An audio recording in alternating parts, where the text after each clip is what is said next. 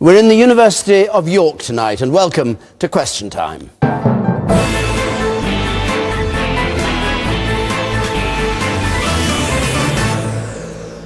And good evening to you at home, to our audience here, to our panel.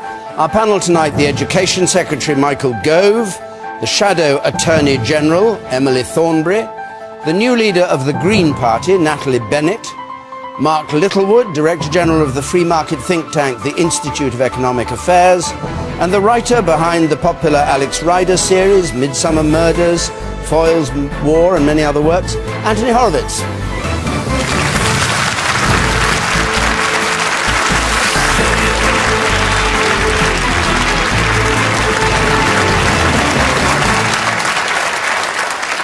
Thank you. Our first question's from Lindsay Johnson, please. Should we applaud the Chancellor for his steadfastness, or should we decry him for his stubbornness? Good question. Steadfast or stubborn? Emily Thornberry. I think the truth is that he's being very steadfast. I think what he's saying is that he's going to go down with a ship. And the difficulty is that ship is the British economy and we're all passengers on it. With the fact that we have no growth, the fact that we have unemployment growing, the fact that the deficit has stalled, the payback on the deficit has stalled, they are failing. They are fundamentally failing, and they refuse to change course. I think that it is reckless, and I think that they absolutely must change course. There are many things that they ought to be doing. For example, why are they not investing in the infrastructure? Now, they're putting in a couple of £1 billion here or there that may come in 5 years' time. That is not the sort of thing that we need. What we need to have is substantial investment in our infrastructure that will make all the difference to growth. Now, I'm quite sure that Michael will come back and tell us that, oh, the problem with the Labour Party is all they ever want to do is borrow. But look at what they're doing. You know, they have £245 billion in additional borrowing that they weren't expecting because they're failing. We have a choice. So you borrow more in order to succeed? We have a choice, right? That is how much it costs if you do nothing. You can use that money much more effectively if you actually get on and take an active role in the economy.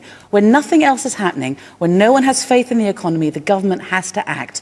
And in that way, we can get the economy going, we can build confidence, and we can get the companies putting money in. Right. In the end, of course, we want a private sector-led bounce back in the economy, but we have to set the weather, we have to set the tune, and this government is failing, steadfastly failing. Mark Littlewood, what do you make of it? I thought this was a pretty feeble budget, in truth. I was disappointed with it, but almost certainly not for the same reasons that Emily was. I am seriously concerned about the state of the nation's finances, and I think it is incumbent upon politicians of all parties to spell out how bad they are. Yeah. The coalition government, in carrying out what we're told is a plan of austerity, will actually add £600 billion or more to the national debt over 5 years. That's about £10,000 for every man, woman and child in the United Kingdom, over and beyond the tax revenue that they are bringing in.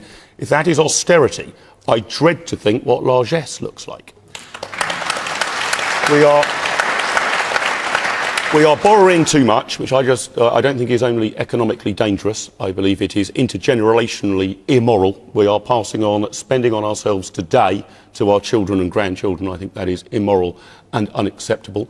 But we are taxing people to death. We still have a state sector in Britain towards 50% of GDP. Nearly 50p in every pound spent in Britain. So that's spent by the government. That is ludicrously So what high. would you cut? Well, what would you cut? What would you do about taxes? Well, lower taxes? Let me give you an indication of where we're seeing bills go up under this government. Part of it is just because of the prevailing state of the economy. You can decide whether you blame them or not. The welfare bill. The welfare bill is going to be about £200 billion next year. What's that mean in real terms? Every household in Britain is contributing more than £8,000 to the welfare state. I'm including pensions in that as well. And the NHS in that or not? The NHS, the budget of the National Health Service has grown enormously over the last 15 years. Well, so you get rid of that. To be able to cut that budget back, rather than to insist that it's got to grow enormously forevermore, I'm afraid is a necessary step. We cannot keep spending welfare and health spending on ourselves and expect our grandchildren to pick up the bill. Okay. It is an appalling and immoral state of affairs. This is only a budget for aspiration nation. If your aspiration is to tax the British people to death and to drown our children in debt, and that's not my aspiration for Britain. Yeah. I'll come to the government view in a moment. Let's just hear another. Natalie Bennett, what's the Green view on this? Do you think that the government's being steadfast, doing the right thing? Well, I think we have to give George Osborne some small amount of credit. He might have made a bit of a shambles of the housing policy, but at least this time he hasn't delivered us an omni-shambles like he did last year. So that's something we can look at. And Emily's right, he certainly is being absolutely steadfast in entirely the wrong direction. Austerity isn't working and it absolutely has to stop. And you don't just have to believe me when I say that. You can listen to the IMF, the International Monetary Fund, that well-known proponent of government spending. And the chief economist said last year, if things haven't got better in Britain by the start of 2013, austerity has to turn around. So is that what you'd see now? Would you stop the cuts? Cut taxes? Very much so. And a lot of the things that we need to reverse now are not things that are actually in the budget. They're things that are about to come in now. We've got the dreadful bedroom tax, which is hitting people all around the country. People who are already struggling to survive are going to lose lots of money, and the government's saying move, but there's no flats for them to move into of the size that they should be. We're seeing the situation where we've got the whole situation of benefits being cut in real terms, and we're going to see a situation within a couple of years. Well, Joseph Rowntree says half of our children will be living in poverty. Half of our children in Britain will be living in poverty in 2 years' time with the government's policies. What do you make of Mark Littlewood's point? Well, what we need to do is we need to invest to create a much stronger, different kind of economy, an economy not based... If spending vast amounts of money that you don't have was the route to economic success, Greece would be the richest country in Europe and it would be failing out Germany now. We're not like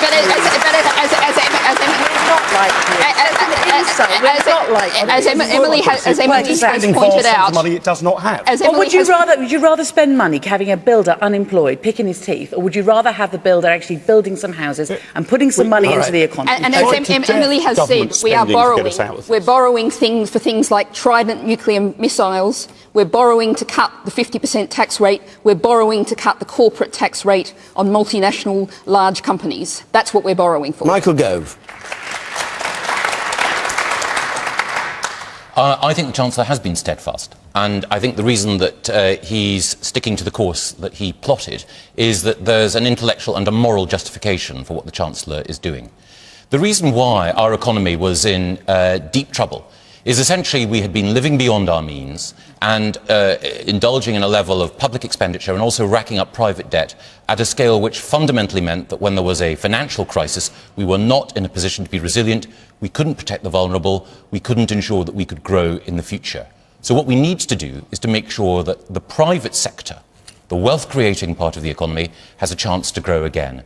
Now, Emily mentioned unemployment. It's been the case that there have been more than 1 million new jobs that have been created in Britain over the course of the time the government's been in power. And those jobs have been created in the private sector. The changes that have been made to taxation this week are deliberately designed to reward people who want to work.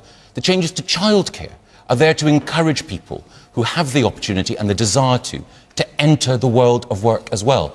The changes that we're making to housing are not only going to ensure that the builder that Emily talked about who was picking his teeth will be contributing to ensuring that there are more people who have a home to buy. It will also give people the opportunity to own property and to feel that they're once again part of an economy that is growing, part of a society that values their desire to get on. Okay. Let's just hear from some members of the audience. The woman in the fourth row there. I studied AS Economics, and I know from studying at that level that you need to invest to encourage growth, and we are not investing, so how can we get out of this? And we know we're not growing, it's a declining growth. All right, and the man up there on the gangway, you, sir. Michael Gove just mentioned childcare, but the tax breaks that they're going to introduce for childcare is not going to happen for another 2.5 years. What are we going to do in between times to these poor parents who are struggling to find the money to be able to pay for their childcare? All right.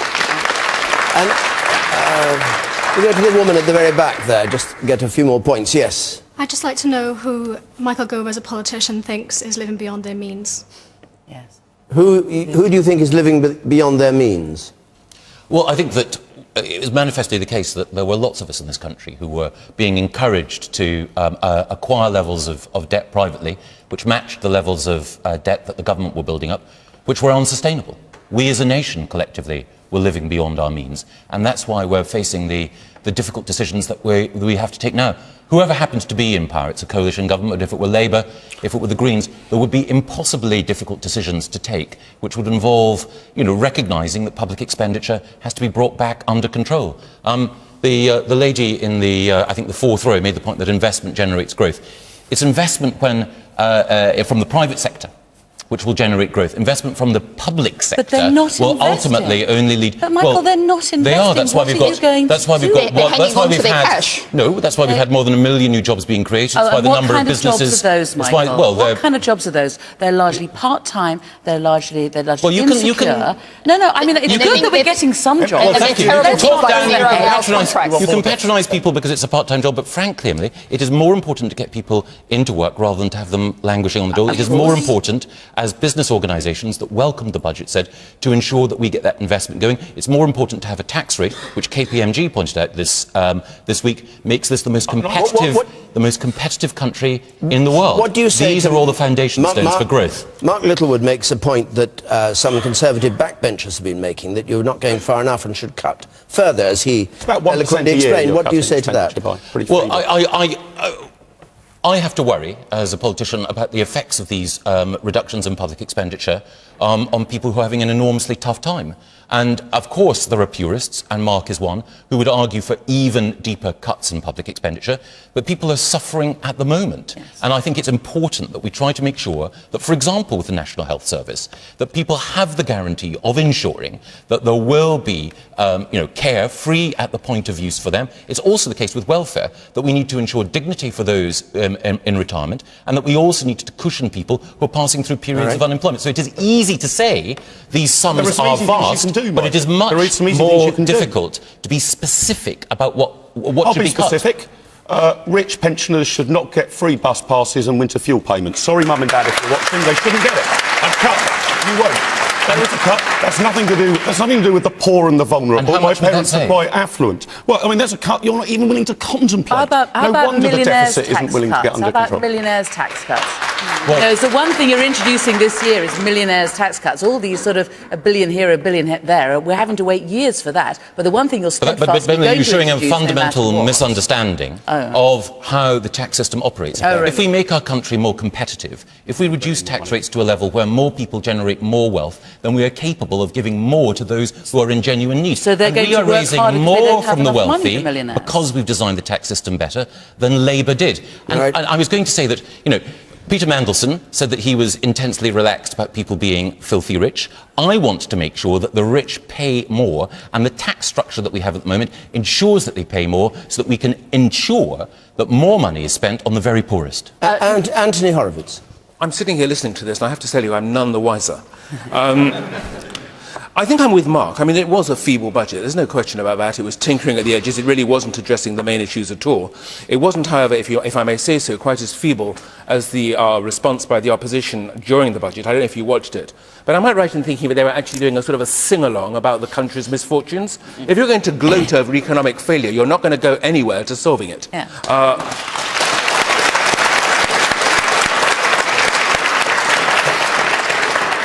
The question was it steadfast? Well, of course it was, because he's got nowhere to go. There is nothing he can do. We are on a razor's edge.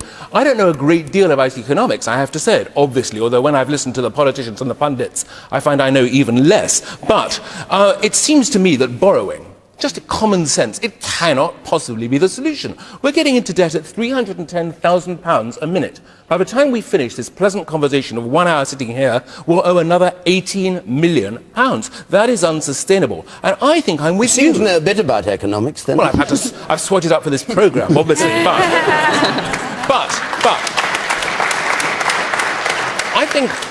I think I'm with Natalie. I think that what we've got to do, they keep talking about making difficult decisions, but they only talk about it. They never actually do make those decisions. And I'm with you. We've got to look at the big picture. Things like international aid. We love it. It's a vital part of our society to support it. We can't afford it. We can't afford it, maybe, for the moment. The National Health Service, again, it's a shibboleth. No one dares talk about cutting the National Health Service in any way because they're afraid of losing their jobs. They're not really thinking about what might solve the problem. Leaving the EU, it'll save £150 billion immediately. Maybe we have to think about that. Trident, as you mentioned, £84 billion. It's on the table. You have to ask those questions. OK. The woman there on the left. Yes. I'm glad to hear someone on the panel bring up the nice new words aspiration nation. Aspiration is also a medical term, and it involves the exhaling of air and the giving of bodily fluids. And my opinion is that George Osborne yesterday gave us the hot air, and we're expected to give the bodily fluids in blood, sweat and tears. You say that. Yes. I'd like to make a point to Emily. It's been 2.5 years since Ed Miliband became the leader of your party, and I am yet to see a clear economic strategy. Okay. Up until a few weeks ago, any time a Labour official came on a programme like this, they admitted that they'd have to make cuts, but when pressed on the detail, they couldn't give any answers. Yes. And now they seem to have reverted back to, oh, let's just borrow with an open chequebook. Okay. It's absolute madness. Can you answer him without giving an entire prospectus for the Labour Party at the next election? We have a 5-point plan for growth. Yeah, it's now a 4-point plan because the Tories took one of them, and we're really pleased that they've done one of the things that we've said, which is about cutting national insurance in order to help small businesses take on more people. But there are other things such as cutting VAT and building homes, not the paltry amount of homes that this government is claiming that they're going to build sometime in the far distant future. In fact, in the next government, but in order to be able to put money into the infrastructure now. And I'm not just saying borrowing for the sake of borrowing. I'm saying that if you invest in the infrastructure, everyone says, the OBR, the government's own body, says that if you were to invest, for example, £20 billion, that there would be growth of between 1% and 2%. How much would you be willing to increase borrowing by? The IMF says that the growth would be more than that. The IMF have recently changed their minds, but the government are not prepared to put substantial amounts of money into the infrastructure and invest. Another 200 billion? I tell you what, if we don't do anything, we carry on borrowing money in order to be able to pay people's unemployment benefits. We need to get them back to work. Does this answer your question? It's easy to say this in opposition, we'll do this, we'll do that. I'd like to see some details on some of the actual tough decisions and cuts that you... And you will get details. When will the details come? We don't yet know how much of a mess this government is going to make of the economy. We're waiting until... No, I mean, seriously, we do not know how bad the debt is going to be that you're going to leave us. And so as we get closer to the next election, there will be details and there will be a clear choice. It is true, Emily. We don't know how much of a mess this government made about it. We don't know that, but we do know how much of a mess the last one did. Well, you say that. You say that. Just I think we must go on to just before we leave this, Michael Gove, you were very critical of one of your colleagues, Theresa May, in Cabinet for appearing to jostle for position in case Cameron was kicked out or resigned or whatever. Do you think... No, you look so quizzical, it's true. I don't know how you can speak with such authority, David. As I looked around the Cabinet table, I didn't see you there. I mean, maybe you should be. My ears are in places where my body may not be, so to speak. Do you think this will have staunched any sort of campaign against the Prime Minister or any disillusion on the backbenches and stop people like Theresa May, Boris Johnson saying they want to go for the leadership or implying they do? The first thing I was going to say is that it's perfectly natural for people, including Boris, to want at some stage to be leader of the Conservative Party. But I also think it's important to recognise that the response that the budget secured from Conservative MPs and from Conservative supporters was uniformly enthusiastic. And when George Osborne spoke to Conservative MPs, there was a welcome for it. You'd expect that. But I think that quite a lot of the speculation about people circling and manoeuvring has been written because the press have got used to writing leadership stories. It's one of the sort of familiar plot lines with which they've become comfortable. And so that means that whenever there's an opportunity, whenever there's a pretender who can be talked up, they write about it. You mentioned Theresa. I think the most important thing about Theresa's time at the Home Office is that so far she's reduced net migration, she's reduced crime, and she's saved money in the police budget. I think she's an outstanding Home Secretary, and I think it's more important that we look at people's record than speculating in a way that the media would sometimes enjoy. And therefore, would she please stick to her last and stop trying to manoeuvre? Once again, David, you're attempting to put words into my mouth, and I'm while you're more eloquent than I am, I've chosen my words because I wanted to emphasise. Well, I don't know. Because I wanted to emphasise what a brilliant job that Theresa is doing. As for what happens in the Cabinet, what happens in the Cabinet stays in the Cabinet. One of the great things about the Cabinet is that it's a confidential space in which we can say what we think, and as a result, the government is stronger for the candid exchanges we have there. Yeah. And when Boris Johnson says if the ball came out of the back of the scrum, a loose ball came out, of course it would be tempting to run with it, and he wouldn't say no. What's your position if the ball came out of the back of the scrum? Well, many people think you'd be the man to pick it up and run. No, well, the first thing is, it's a beautiful metaphor from Boris. But the one thing I do know is that, having seen David Cameron up close, I know that it takes extraordinary reserves of patience, of judgment, of character to lead this country, and he has it, and I don't. And I think that it's important to recognise in life when you've reached, you know, an appropriate point. There are some of us who could be Director General of the BBC, there are some of us who could be Prime Minister, and then there are others of us who should know their place, and I'm one of those. Just plough our furrow. OK. Let's, I should say, of course, if you want to join in this debate about the economy or anything else we're talking about, remember our hashtag is BBCQT. We have a Twitter panellist tonight, Dan Hodges, who writes for The Telegraph, has a blog there. You can follow him on the BBC Extra Guest account. You can text comments to us equally, 83981. The red button will tell you what others are saying. A question from Toby Abel, please. Toby Abel. This is something that's happened since the last edition of Question Time. Yes, sir. Does a powerful regulator endanger the free press or rescue it from its own worst excesses? A powerful regulator. Remember, last week we hadn't got a royal charter agreed, and everybody was saying that the Prime Minister walking away was the right thing. That's what the Tories were saying. Then suddenly over the weekend they all came to agree. Mark Littlewood, is a powerful regulator endangering the free press, what we're going to have now? Well, he's going to rescue it from... With all due respect to the three politicians on the panel, I'm pretty cynical about politicians' motives. But when the leader of the Conservative Party, the leader of the Labour Party and the leader of the Liberal Democrats can come together and agree, I am no longer cynical, I'm positively terrified. There is absolutely no question that some of the terrible things that went on, the practices in the media, were just ghastly. I mean, I feel less strongly, I think, about the way the celebrities were treated, and more strongly about how Millie Dowler's family, for example, must feel. But we are tackling this from completely the wrong angle. These things are already criminal offences. If they're not being properly investigated or enforced, there's a problem with our police force. If the penalties for them are not sufficiently high, there's a problem with the criminal law. I am very much with the line that The Spectator has taken on this. I want a free press in my country. I don't want to get into arguments about royal charters, statute or statutory underpinning, whatever the hell that means. I want to allow our press to get on with it, and then to be properly investigated and prosecuted if necessary, if they break the law. Leave it at that. This is a dangerous, dangerous, dangerous step away from a fundamental principle of a free society. I'm sorry the politicians have stitched it up. We, the people, should oppose it.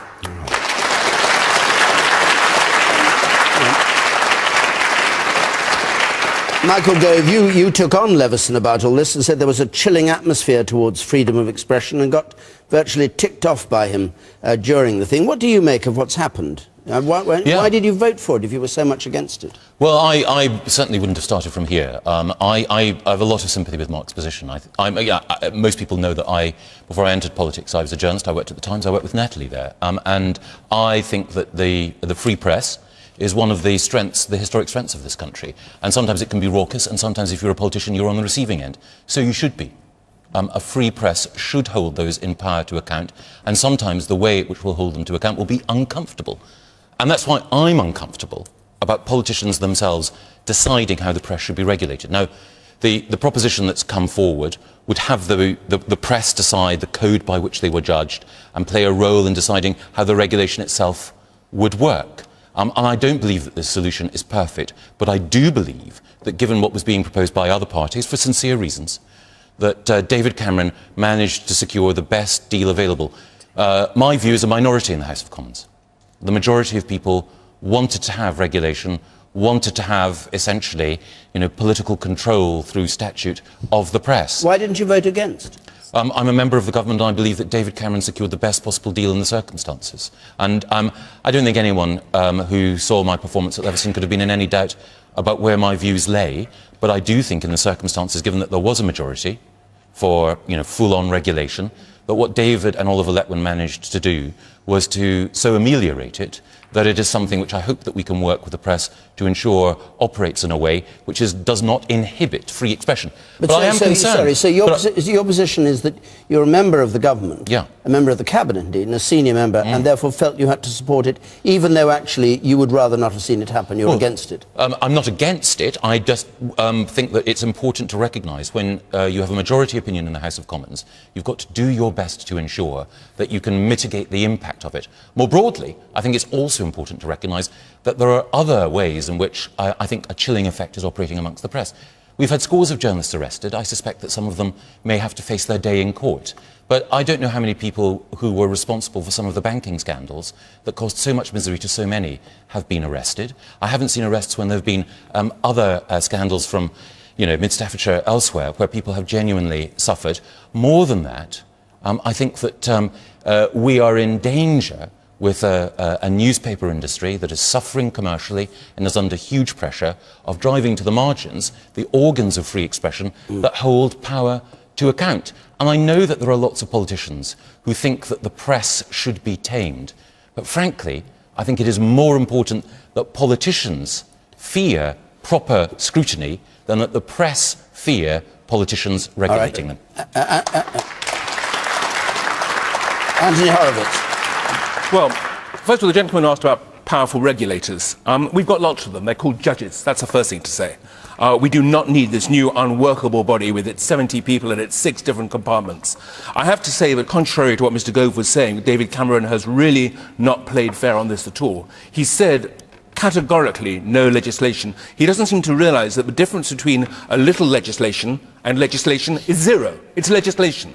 And it seems to me that this is the same language as if you remember the Lisbon Treaty we were going to have a referendum about, only it wasn't a treaty suddenly, it was a convention, and it wasn't a promise, it was an aspiration. So we don't get what he promises, and that's exactly what's happened here, and it was quite wrong. What he has cobbled together late at night is a system that simply will not work. First of all, because in a society that is so keen now on compensation payments, if you slip on a pavement, you sue the council. What's going to happen to the press if they make one mistake, particularly in the regional press? They're going to get bombarded with complaints. And how is it possible to have a system where you can sue somebody for so-called defamation, and if you win, you don't pay your costs, but if you lose, the press still has to pay your costs? It is a recipe for disaster. And if I may say so, speaking personally, I find the whole thing a little bit sinister, particularly where hacked off are concerned. Now, I do a lot of work for things like literacy. Why is it that I don't get given the shadow minister's telephone numbers? Why don't I get invited into meetings? Why were they there when this was being put together? Well, not a single representative of the press was there also. And just to add one other thought to that as well, they claim, hacked off, that they're doing this for the victims, okay? But I don't buy that, because although I agree that what happened to people like Chris Jeffries was appalling, and people have used the words ghastly and terrible, it was also fairly short-lived, and they were very, very well compensated. That's not to excuse the crime, but it's still the fact. And in all that discussion, people forget people like, for example, David and Theresa Yates. They were the victims in this because they were the parents whose daughter was murdered, Joanna Yates. She was the victim, not these celebrities, not the people who are changing 300 years of freedom in this country. Yeah.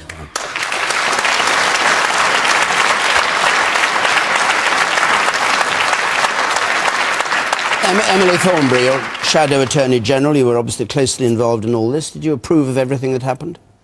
It's difficult to know where to start. We've had so many sort of straw men put up before us tonight. We're such a long way away from what the reality is. Can I start by saying how pleased we were that we managed to get all 3 parties to agree on this Royal Charter, which needed to be underpinned by statute in order to stop a future government either making it more draconian or watering it down. We need to be able, after 20 months of scandal, of Leveson, of looking at the way in which the press have been behaving, where they were essentially behaving as if they were above the law, as if nothing applied to them. You know, of course I understand that there is the criminal law that people can sue. But imagine if you're somebody whose child is suddenly killed and the press arrives at your doorstep and they start writing things that are fundamentally untrue about you, and there's nowhere that you can turn. And the PCC, which was the original body beforehand, which was run by the press for the press, simply didn't have the teeth that was necessary. We needed to have a regulator that had some teeth. Of course, we all wanted to keep it away from political interference. The idea that politicians want to mute the press, it's just all hyperbole and nonsense. We want to have a press that is responsible. And I think that we have, as politicians, done everything we can to put together something which, frankly, is reasonable. And what we need now is the press to have a reasonable response and for us to be able to move together with some semblance of goodwill about this. Because, yes, it is about victims, and it is about powerless victims who have been mistreated by the press. I'm not talking about celebrities. Of course they can sue if they wish to.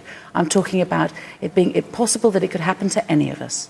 And the press could arrive on your doorstep, and we need to make sure the press behaves themselves in a way which is reasonable and responsible. And if they write something which is untrue, instead of putting an apology, they put it on the front page, right, the untruth, and then the lie goes on the front page, and then, you know, 2 years later, you'll get an apology on page 16, which will be in tiny little print, and that is simply wrong.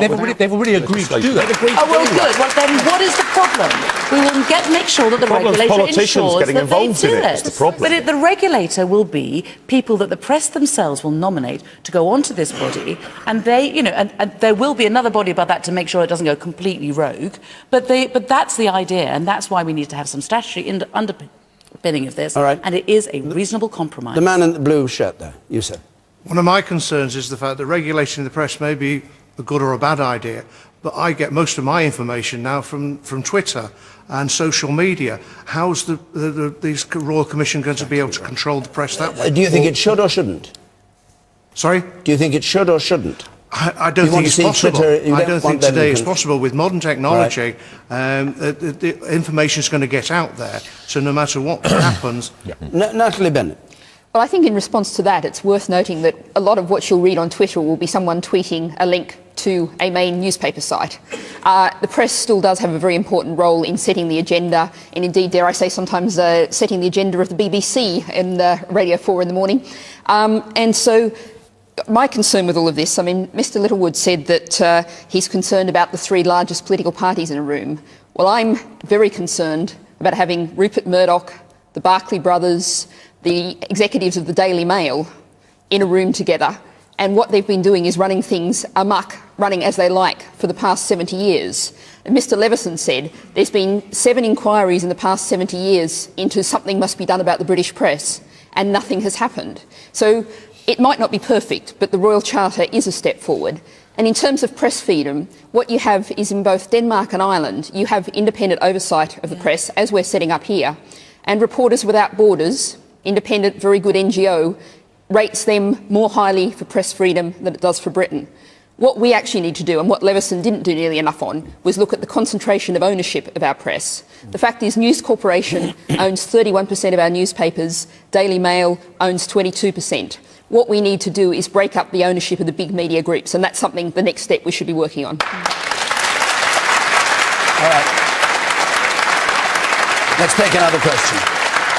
Karen Lilliman, please. Karen Lilliman. Will the proposed changes to the national curriculum stifle creativity and hinder the development of critical thinking? The proposed changes to the national curriculum, obviously by the Minister on my right here, which cover a variety of things, will they stifle creativity and hinder the development of critical thinking? I obviously won't start with you. I'll go to Anthony Horowitz first. It's a worrying question, this, because I would feel that the fastest way for me to lose friends in the schools I visit and to have my books disappear off the shelves is to offer any measure of support for the Secretary of State.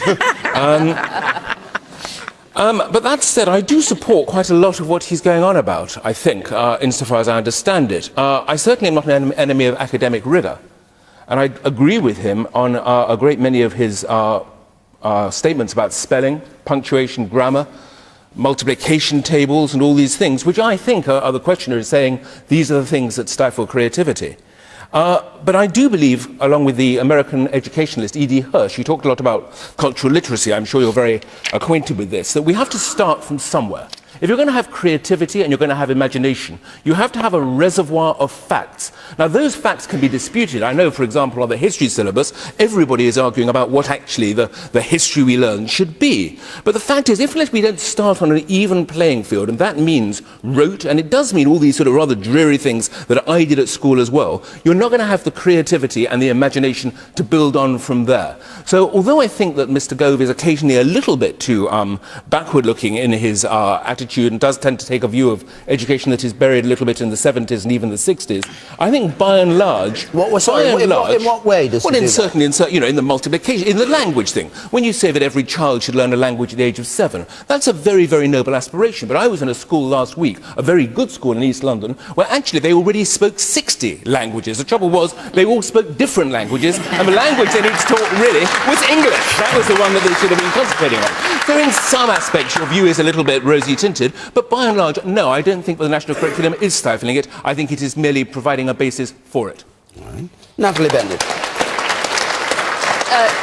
Well, I will admit that I signed a petition calling for Mary Seacole to be maintained in the history curriculum. But actually, were I to be sitting in Mr. Gove's place at some point in the future as Education Secretary, I don't think I should be dictating that level of detail of what children should be studying. That should be up to the teachers, to the local community. That's where the decisions should be made. But we do also have to listen to the professionals, and there were 100 senior education academics who wrote to The Independent this week saying that what Mr. Gove is doing is dumbing down our curriculum. And now I'm a school governor, and I know how much teachers are being forced into teaching for the test, are being forced into just focusing on the few pupils who you can push over the line so you can get the school through an Ofsted level. We have to stop having an education system run like that. We have to allow children to learn.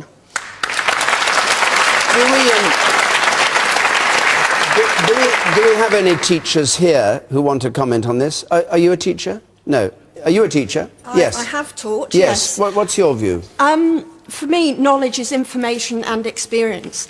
So we need to be able to give children the knowledge by developing both the information and the experience. So it's okay to give them the information, the data, but we have to give them the experience to be able to turn that into knowledge, and that means doing a bit of both. Okay. And the woman here on the left, yes. I'd like to say that I think one of the most divisive things isn't so much the curriculum, it's the faith schools. I'm very much of the opinion that we should have a secular education society in this country, and that everybody gets to learn basically the same things. And I think that it's the faith schools, increasing numbers of them. A lot of free schools, I believe, are faith schools. Well, and how does that fit with the national curriculum? All right, Michael Gove.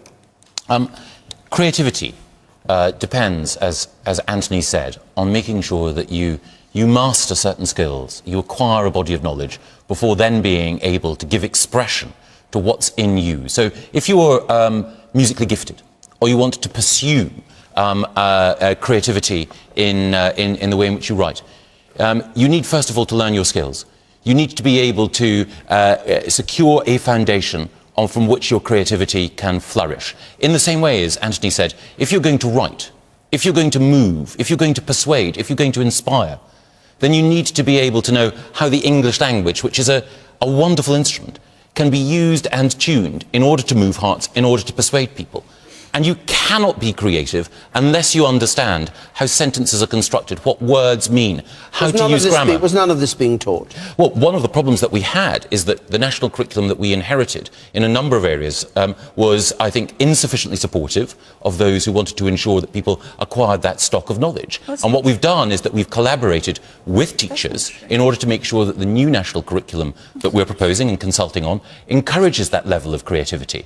Because I think it's critical that we recognise that unless children are introduced to that stock of knowledge, unless they know, for example, how to use numbers with confidence, unless multiplication and long division become automatic processes, then they won't be able to use mathematics creatively in order to, whether it's in engineering or in science, make the discoveries which are going to make our lives better in the future. Okay. Unless there's that solid foundation, then creativity can't flourish. I'll come back to you. The man with spectacles on there.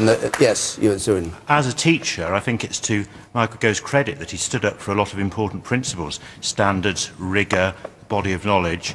I think one of the dangers, perhaps, is that he doesn't always listen back to what teachers and the profession say. I'm very lucky to teach in the best co-ed independent school in the area, St Peter's in York, and there we can take the standards and we've got the freedom to do what we think best in our school with our students, and that's good. But what doesn't he listen to, in your view? He doesn't listen sometimes to the professional bodies, to the different specialists within subjects, and the representations to exam boards. All right, and at the very back there.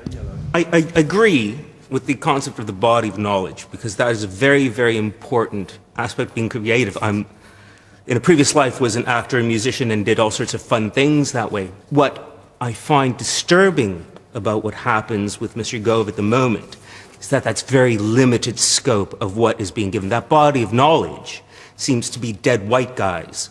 And that's interesting if you're a white guy, but if you're a Portuguese Canadian living in England with African heritage, it's less interesting and it becomes incredibly boring.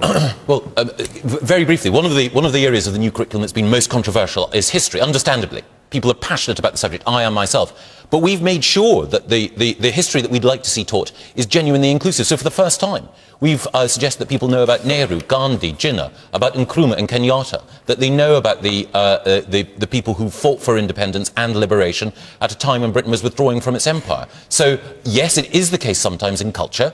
You know, if you're looking back at the greats of English literature, a disproportionate number of them were, you know, men, and almost all of them are now dead. But it's also the case that we stress the importance of people from, you know, Christina Rossetti to George Eliot, both in the history and in the English curricula. So I do take your point.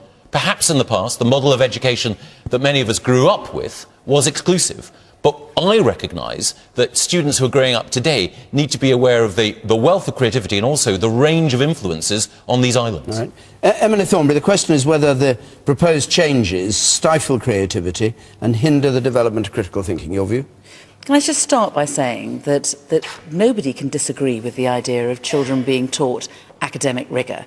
And I'm surprised to hear from Michael Gove his accusation that children, for example, were not being taught grammar. I mean, my children have been at primary school recently, and I can tell you they know a damn sight more grammar than I was ever taught. And they can conjugate verbs and they can do all sorts of things, and that was under a state system, and that has been recently before this government was elected. So, you know, it just doesn't accord with anyone's experience. You know, you can exaggerate and you can make false claims, but that doesn't actually help. Let's be more rigorous.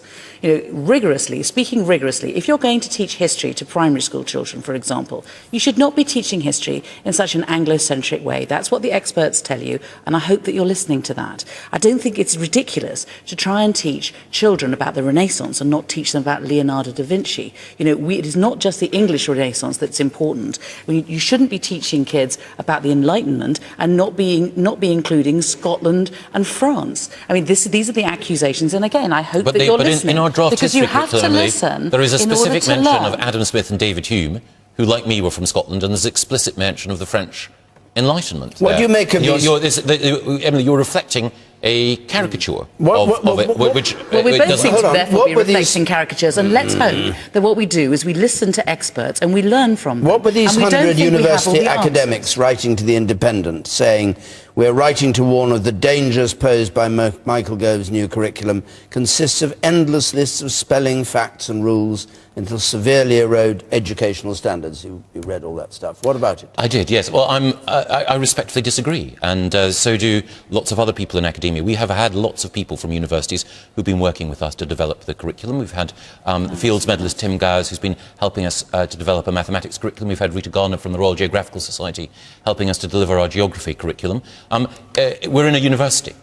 Dons disagree, and the fact that you have 100 academics who take one view only means that there are thousands of academics who may take a different one. Can I pick up on just one comment that Emily made? You talked about sort of the wonders of teaching of grammar and spelling and punctuation and how it's all going so well. So why in that case, I do a lot of work for the National Literacy Trust, the NLT, and we've discovered that only 31% of children in this country, that's nearly 1/3, fail to get a pass at C or above in the English GCSE, and 1 employer in 5 now has to provide children with remedial literacy support. support, which suggests that perhaps in the state system it isn't quite as as going quite as well as you might think. Mark Littlewood.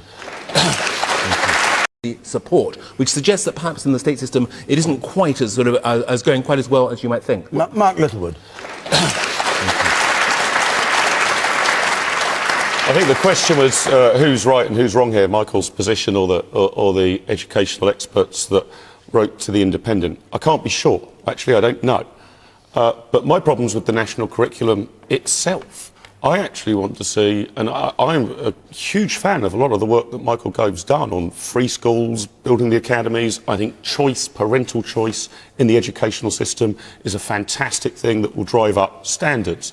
But I think it is preposterous for mandarins and educationalists to be sitting around arguing in Whitehall about whether in every school in the land you must be able to have 13-year-olds recognising Nehru and Gandhi or doing 30 minutes of contemporary dance or whatever else might be argued about in that national curriculum. I think the national curriculum should be no longer than a page long, and we should allow a great deal of experimentation and diversity in schools, letting our teachers teach, not ticking boxes about filling out some political document from Whitehall. And what do you think of the point that was made about faith schools and creationism being taught in schools and more faith schools being allowed? You in favour or not? I am, yes, I would allow faith schools. I mean, I am in favour of diversity. Now, there clearly becomes a limit at which you stop that. I would not allow a white supremacist school, for example, but I would allow faith schools, and I want to see a lot of diversity in schools, and rather than Michael and others trying to find the perfect curriculum for every 13-year-old, let's try different things in different schools and see what works. Okay.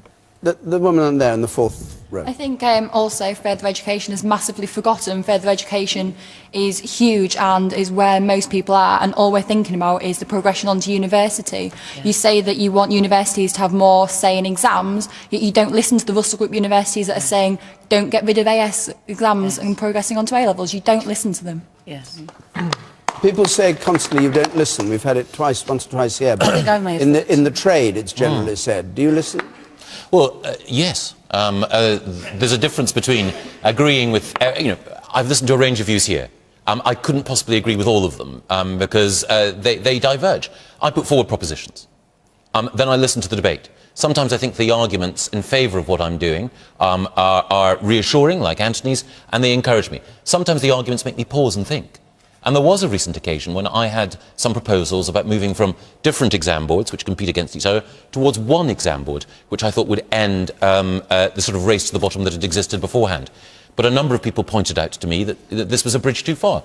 And I listened, and I relented, and I decided that the weight of opinion actually was right, and I was wrong. So sometimes, of course, like any politician who's trying to do the right thing, I'll put forward a proposition, I will see what the reaction is, I will weigh the argument and the evidence, and if it seems to me that I've erred, then of course I'll relent. Your problem is always, though, you measure everything against people going off to university. So if you're good enough to get to a Russell Group, then you have succeeded. If you have not got good enough, if you do not want to go to a Russell Group university, if you don't actually want to go to university, if you want to leave school at 18, if you want to have the skills that are necessary in order to be able to learn a trade and find another place in the world, in your scheme of things, they have not done as well. I think that it is extraordinary the way in which the sort of curriculum that you want to put forward, and I think that it's right, the criticism that's made of you, which is that you're trying to push us back to the future. Okay. Well, yada yada. The thing is, yada yada. Well, I will say yada yada. I think it's a serious criticism, and frankly, I'm not the first to make it. I'm not the first to make it. You are not the first to make it, but it is not a serious criticism. You should listen to what people are saying. It is not, because, well, firstly, I think that more people should go to university. I think it's a scandal that so few students from poor backgrounds do go to university. And if you hadn't trebled university fees, then a lot more students from poor backgrounds would be prepared to go to university. Actually, the changes to fees haven't affected participation of people from poorer backgrounds. What has is the failure in the past of schools in the poorest areas to give people the chance. It's all very well for Emily, as a barrister, with the social confidence and the aplomb that comes from that, to say, oh, it's fine, you should treat these things valuably. But, when I was growing up in Aberdeen, I wanted to go to university. I wanted more people from my background to go to university. I want to give them that chance. So don't patronise people. Michael Gove, do not Emily, don't patronise me. patronise people who want them to go to university. More than that, Emily, if you knew some of the changes that have been made in vocational education, the way in which we've improved funding post-16 for those who want to do apprenticeships, the changes that Alison Wolfe and Doug Richard have made in order to ensure that they're of higher quality, the establishment of university technical colleges in order to provide people from the age of 14 with an appropriate skill and trade. If you were prepared to engage with the detail, then I wouldn't say yada yada, but I did say yada yada because it was the standard political boilerplate fashioned by the Labour Whip's office, which you churned out here instead of actually engaging with what's wrong and what's right in education today. All right, let me... Can I answer?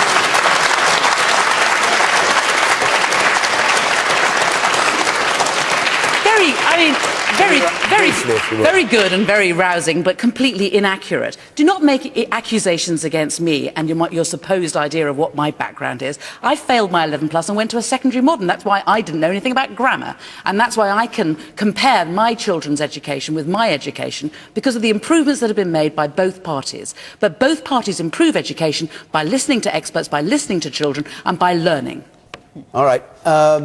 The man at the back there, in the back row, then we will have to move on. Thank you. The question originally was about stifling creativity. Yes. I've been a music teacher for 40 years nearly, just retired, and I think the thing that has stifled creativity more than anything else recently is the continual parade of exam after exam after exam.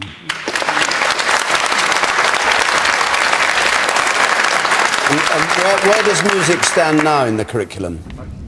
Oh, where does music stand now? Well, I've retired now, so I'll leave it to the people younger than me. But I think, along with many other subjects, the introduction of GCSEs in the late 80s has been disastrous for music, as it has been for many other subjects, and I hope that will be reversed to some extent. Is music still... it's not part of your national curriculum, is it? Music is part of the national curriculum. All right, very brief. We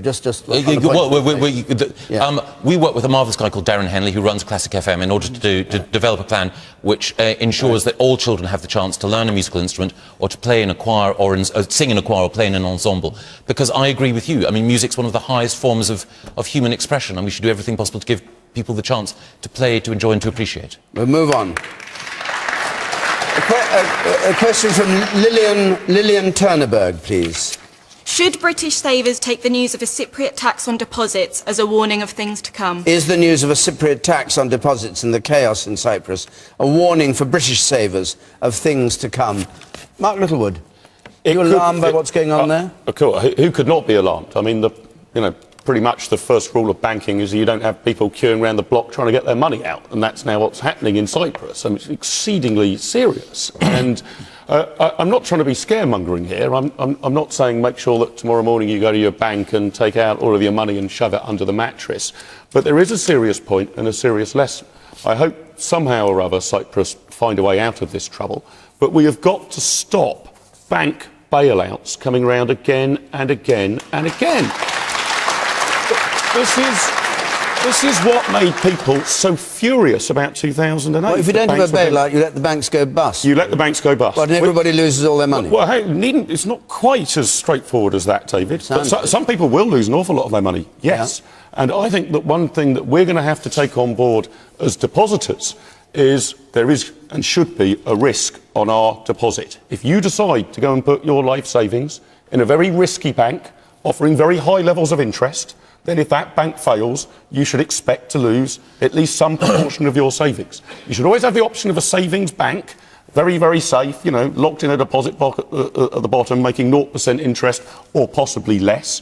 But depositors are going to have to bear some of the risk. We have no deposit insurance until 1979, and we are making things more dangerous by having governments pretending time and time again they can stand by the banks when they cannot. When you say pretend, you mean the guarantee we have at the moment, that if you have, what is the figure, I can't remember, 100,000 euros, £85,000. £85,000, that'll be safe. You think that's wrong? No, I trust the British government in that regard. But Why? You don't trust them on much else? I don't. I do trust them in that regard. I think the consequences would be as bad as we're seeing in Cyprus. It looks like we could keep that deposit guarantee, but that guarantee should not be there. OK. You, sir. Going back to bank bailouts, you talked about how much did it cost to bail out all the banks. Well, we're shouldering that bailout every single one of us right now. No, so it'd be interesting to find out what the number actually is. Is it a case of scenario A or scenario B, and what's going to cost the population the most? Natalie Bennett, do you think it's a warning of things to come, what's going on in Cyprus? Well, I think first of all that audience member is absolutely right to say that that's what we're all paying for. The reason why we've got a huge debt and a huge deficit problem isn't because of government overspending. It's because the financial system broke because it was inadequately regulated and it went into mad casino banking. That's why we've got the problems. But Mr. Littlewood is right, and this is something I'm probably unlikely to say again this evening. That won't have time to say it again. We are still at risk of having to see a situation of British banks in trouble again, because the Labour government and the Tory government have failed to do any serious regulation, anything to create a situation where we stop having the mess that we had in 2007 and 8. What we need to do is not have a ring fence or have an electric ring fence separating casino capitalism and our ordinary everyday banks. What we need is to split up casino banking and everyday street banking. Okay. We need to split up the big banks so they're not too big to fail, and we need to fundamentally reform our banking system, and we haven't done it. All right. Michael Gove, what do you make of what Mark says, that this guaranteeing of deposits is an error and people should take the risk? Well, I think that Cyprus, a bit like Iceland before it, was a small country with a huge banking sector, and it was offering rewards to people which any sort of sane or honest individual would have blinked twice before taking. I think that there's a difference, exactly as Mark says, between some of the speculative investments where people have to recognise that they are taking a risk, and there's a potentially high upside, but there's also a potentially significant penalty, and there should be the opportunity to save in a way which means that your investment will be guaranteed. You recognise that the returns are inevitably going to be less, but there's a greater degree of security. And even, Natalie says that there should be an absolute ring fence between, on the one hand, casino-style banks. Break them up. Exactly. Well, in a way, some of the changes that have been instituted by George Osborne, with broad support actually, have been designed to do precisely that. Emily Thornberry, we've only got a minute left. Should this be a warning of things to come? What's going on in Cyprus? I think it should be I think it should be a warning to the European Union not to try and impose stupid things like this on a sovereign country. I think the idea like the tax on the deposit? Telling them overnight, I'm sorry, but we're taking 10% of all your savers' money was ridiculous, and I'm very pleased to see the Cypriots rejecting it. Okay. I think that you have to be able, if you end up in a situation where you're safer taking your money out of the bank and putting it under your bed than keeping it in a bank, then we're undermining the whole system. And I think that I was interested to hear the City Minister saying that the government had intelligence on this. And I hope that they can tell us that they gave a strong advice to the European Union that this was reckless behaviour and contrary to what we all understand are the rules, which is that if you have up to €100,000 in a bank, it is guaranteed no matter where you are within the European Union. Anthony Horowitz. All I can say is I'm very glad I'm not a bank teller in a Cyprus bank on Monday morning, because there is going to be one hell of a stampede, no matter what the government has said. And of course we're having this conversation, and I'm surprised his name hasn't come up before, the day after a certain Mr. Richie Rich awarded himself an eye-watering, staggering, obscene bonus, which only tells us how horrible the bankers are and how hopeless they're going to continue to be. Okay.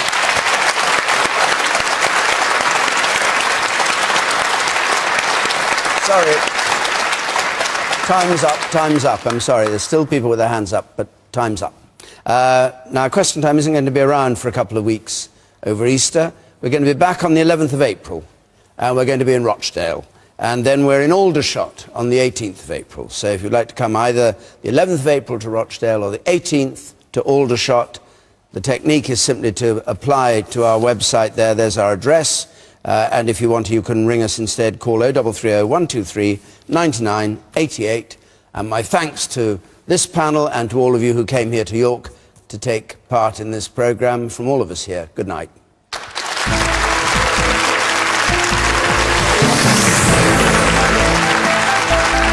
David Starkey, Sir Terry Wogan and Laura Kunzberg continue the late-night debate with Andrew Neil next on BBC One This Week.